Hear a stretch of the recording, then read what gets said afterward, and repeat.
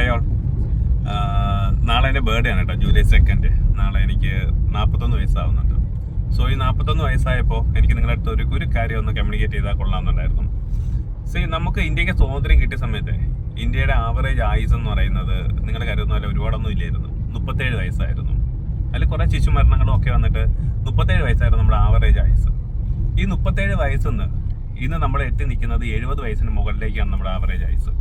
ഇതിന് കാരണം എന്ന് പറയുന്നത് മോഡേൺ സയൻസിന്റെ വികാസമാണ്, വാക്സിനേഷനുകൾ വന്നതാണ്, ആന്റിബയോട്ടിക്കുകൾ കണ്ടുപിടിച്ചതാണ്. അപ്പോൾ നമുക്ക് ആയുസ് കൂടി, വളരെ നല്ല കാര്യമാണ്. പക്ഷേ ഇവിടെ ഒരു പ്രശ്നമുള്ളതെന്ന് വെച്ച് കഴിഞ്ഞാൽ നമ്മൾ എത്ര കാലം ജീവിച്ചിരിക്കുന്നു എന്നുള്ളതല്ല ഇവിടുത്തെ ഇഷ്യൂ.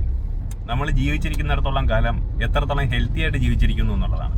ഓക്കെ, എത്രത്തോളം വെൽത്തി എന്നതിനേക്കാളും എത്രത്തോളം ഹെൽത്തി ആയിട്ട് ജീവിച്ചിരിക്കുന്നു എന്നുള്ളതാണ്.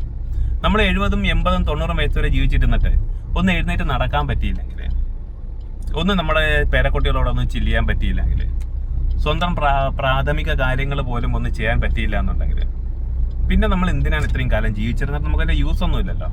നമ്മൾ ജീവിച്ചിരിക്കുന്നിടത്തോളം കാലം ഹെൽത്തി ആയിട്ട് ജീവിച്ചിരിക്കണം.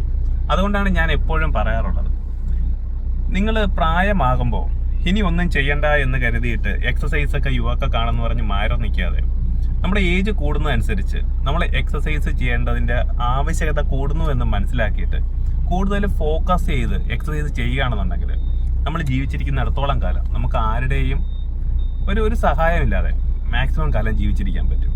മനസ്സിലായില്ലേ? അപ്പോൾ അതാണ് നമുക്ക് വേണ്ടത്. നമുക്ക് എത്ര കാലം ജീവിച്ചിരിക്കുന്നു എന്നുള്ളതല്ല, എത്രത്തോളം ഹെൽത്തി ആയിട്ട് ജീവിച്ചിരിക്കുന്നു എന്നുള്ളതാണ്.